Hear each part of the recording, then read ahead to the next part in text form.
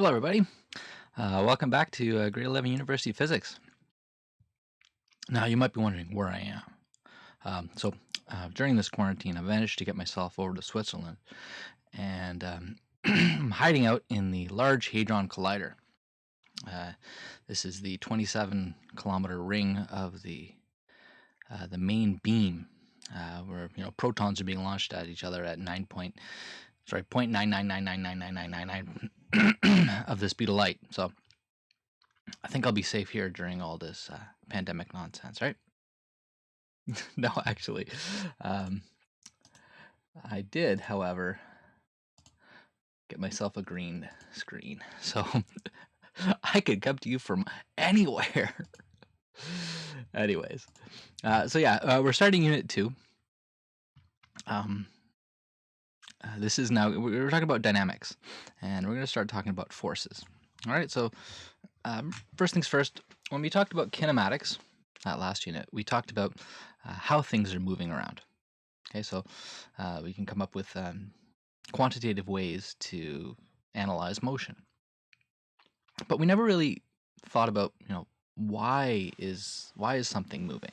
What's the reason that something is moving?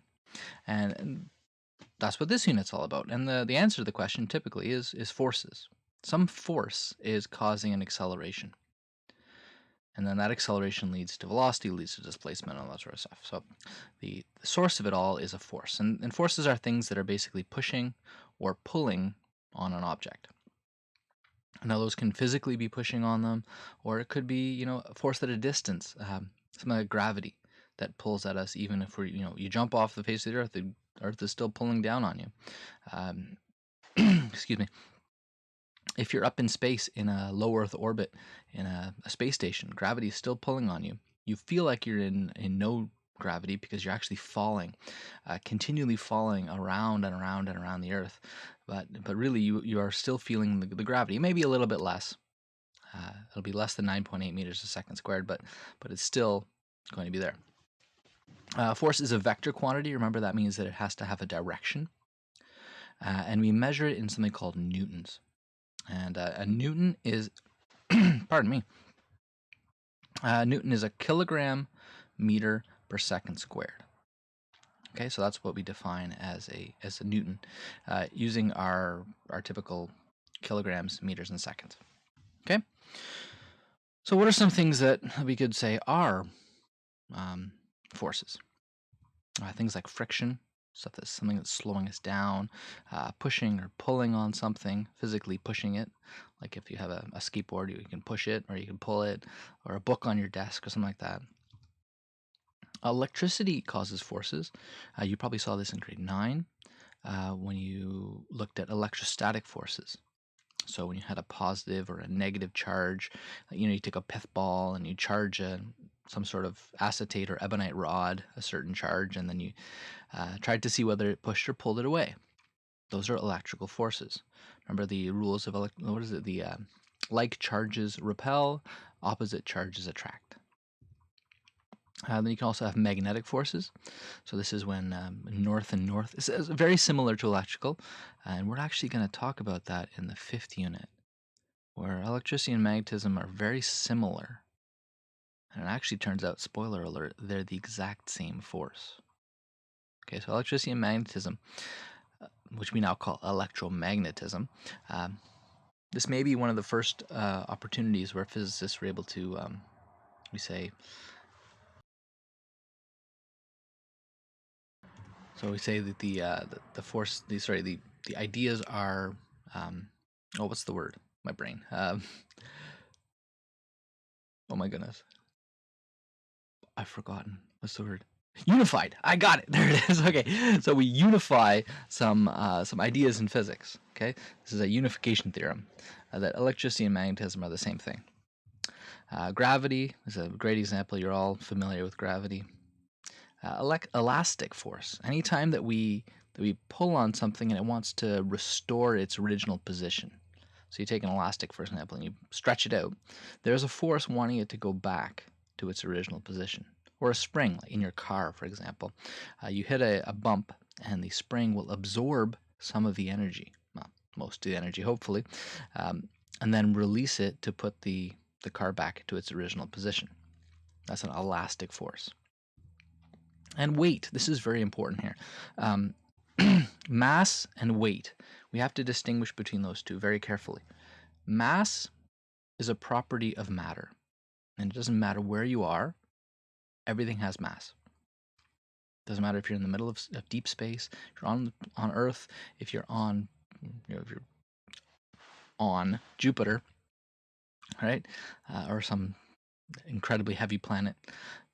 Your mass doesn't change. Your mass is the amount of stuff that exists within you. Your weight can change. Weight is the force of gravity. Okay, weight is the force of gravity acting on you. It is a force. So you can weigh a certain number of newtons. And to calculate that weight, all you have to do is multiply your mass times gravity. Okay, give me a second. You're going to grab a pencil. And of course, mess up my green screen. Oh well. So weight, in this case, is the force of gravity, which is just equal to mg. We should make those vectors because it's pulling down towards the center of the Earth. Okay? So weight is a force. Now, going a little bit farther here, there's actually only 4 forces. All of these examples that we've talked about here are only manifestations of 4 fundamental forces. The whole point of physics is to break things down to their most basic, fundamental pieces.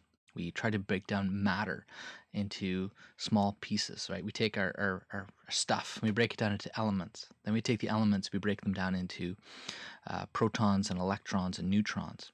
And then you can even break down protons and neutrons down into quarks. You take 3 quarks, you make a hadron, like a proton, for example. A proton is an up, and a down quark.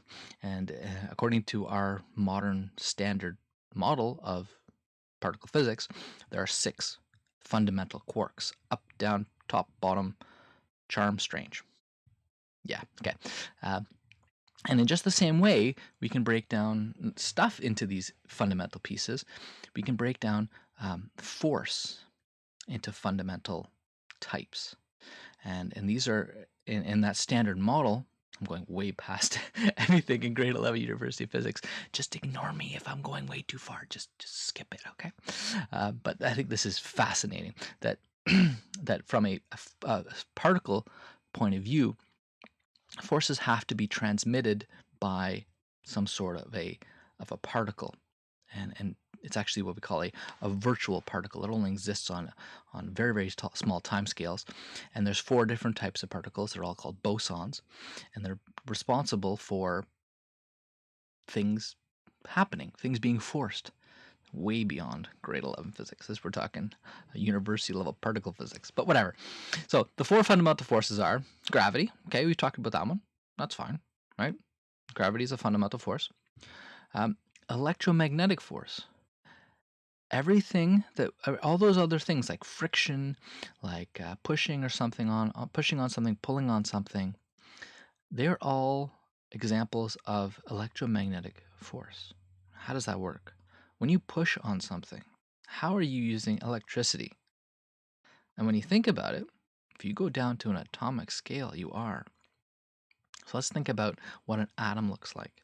An atom is, if you zoom in on an atom, the nucleus is this tiny, tiny, tiny thing.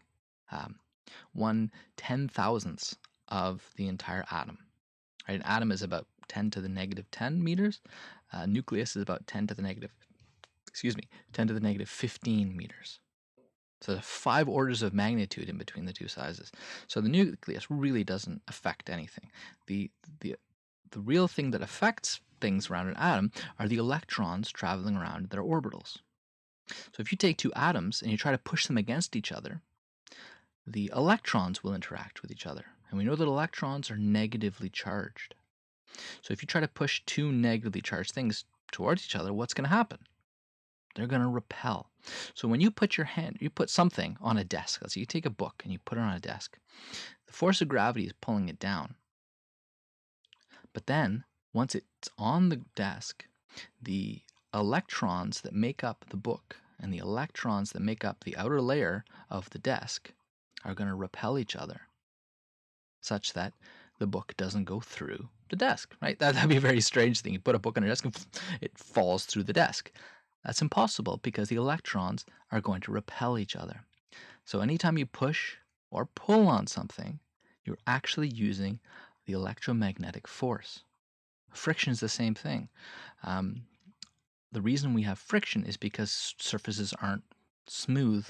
They may look smooth, but then if you zoomed right in on a very, very closely with an electron microscope, you would see that the smooth surface is actually incredibly bumpy. And it's those bumps and ridges that when an object is sliding across it, it gets caught on them. And it gets caught on them using electrons that are going to fight each other. So anytime you touch anything, you're not actually touching it. You are interacting with the electrons of the other material. So if you have a little brother or sister, you can tell your mom, I didn't hit them. My electrons bounced off of them. Okay, so this is it's a big idea, and it's pretty strange. But nothing ever touches. We are only passing virtual photons. Okay, the thing that is responsible for moving the electromagnetic force around are called photons, which are particles of light. Okay. Physics is amazing and fascinating, and you can go down the rabbit hole. And unfortunately, I typically do. So if you are stuck on this rabbit hole and you don't like it, just skip ahead in the video, all right? But there's two more. Okay, there's two more. But wait, there's more. The strong nuclear force and the weak nuclear force. Right? You ask, what are these things? Well, let's just go quickly here. The gravity, that's the force that attracts anything with mass. Anything that has mass is gravitationally attracted to anything else. That means you are attracted to anything else that has mass. The Earth is enormous and has a huge amount of mass, so it attracts you a lot. But you are also attracted to objects near you, just very weakly. Electromagnetic force is the force that attracts or repels charges. And going back to the strong nuclear force. So the strong nuclear force is what keeps the nucleons in a nucleus. That's what keeps it all together. And so gravity uses gravitons. Electromagnetic uses photons. The strong nuclear force, the thing that glues the nucleus together, is a gluon. Yep, you heard me. A gluon. Okay, this is a very strange force that only exists on very, very tiny scales, 10 to the negative 15 meters, a femtometer, and it's what keeps the nucleus together. We won't be talking about the strange nuclear force. And then the last one is the weak nuclear force, and this is what causes radiation to happen. And to keep things simple, basically it changes the behavior of a nucleon. Okay, it changes the flavor. Nucleons have flavors. We call that up, down, top, bottom, strange, charm. Those are the flavor of quark. And the weak nuclear force is actually able to mediate a change in flavor. Whew.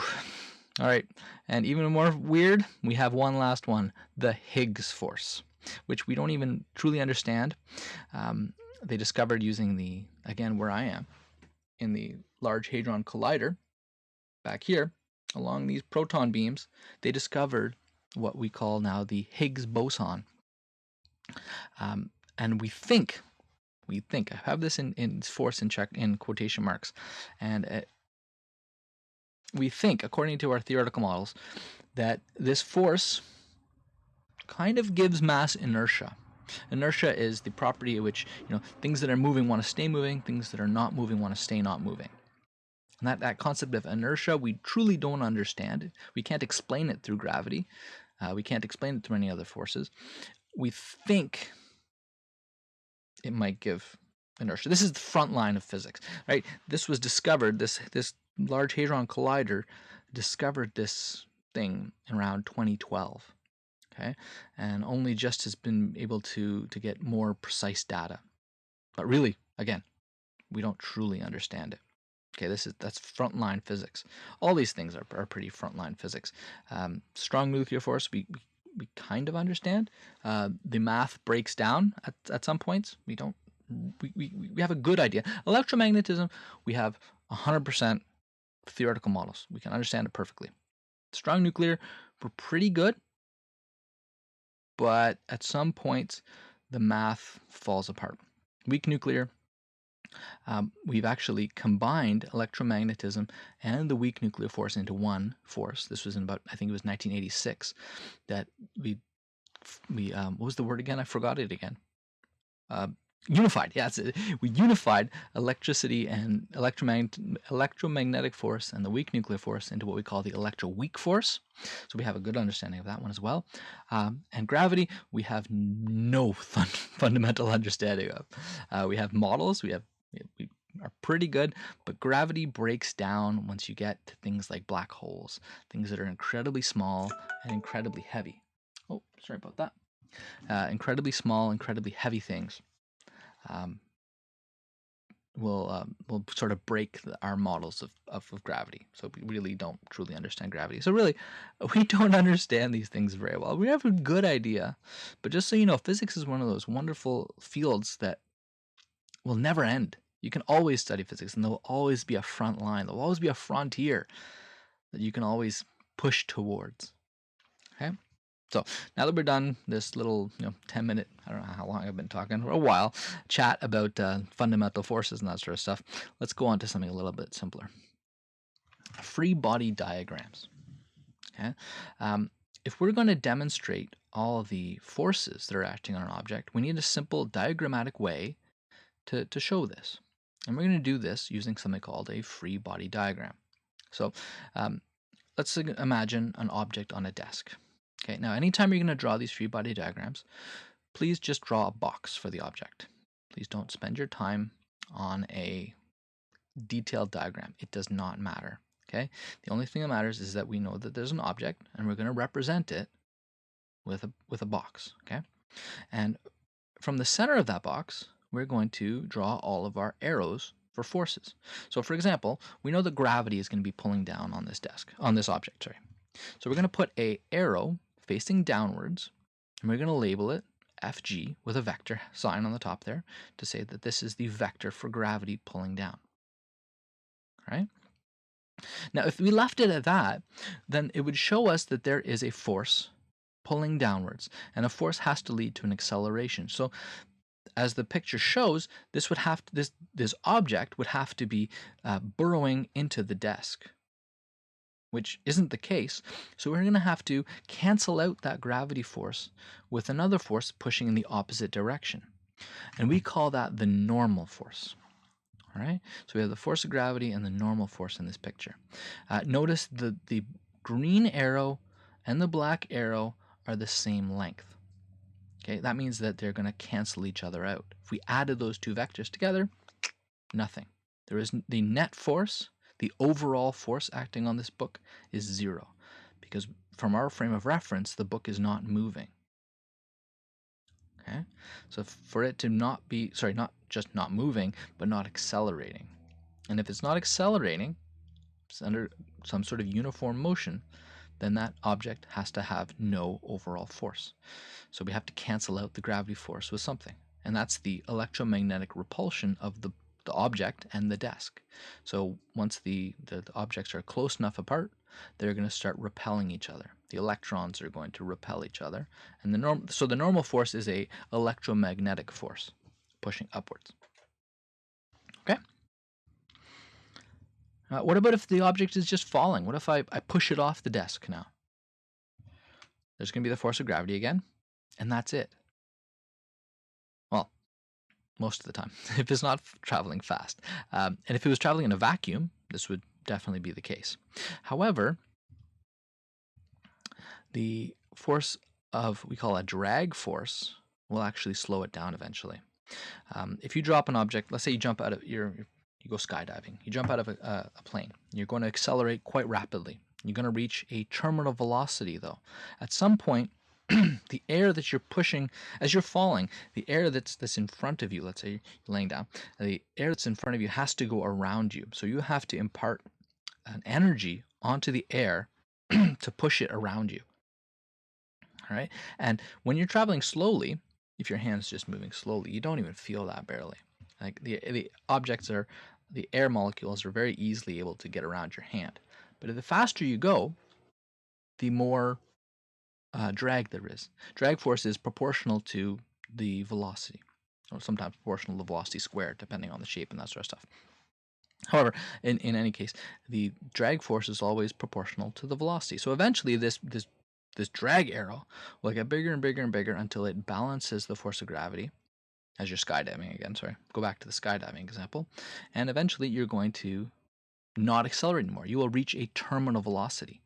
And then let's say you're laying down, spread eagle as you're falling, and then you decide to tuck your hands in and point your toes to the ground. In that case, now you're going to be reducing the drag force, and you will accelerate further until the drag force again balances out the force of gravity, and it will reach a higher terminal velocity. Okay, but if it just falls, the instant it falls, or if it's falling slowly, there is only one vector sticking out of it. Eventually, you get drag, and it'll slow down.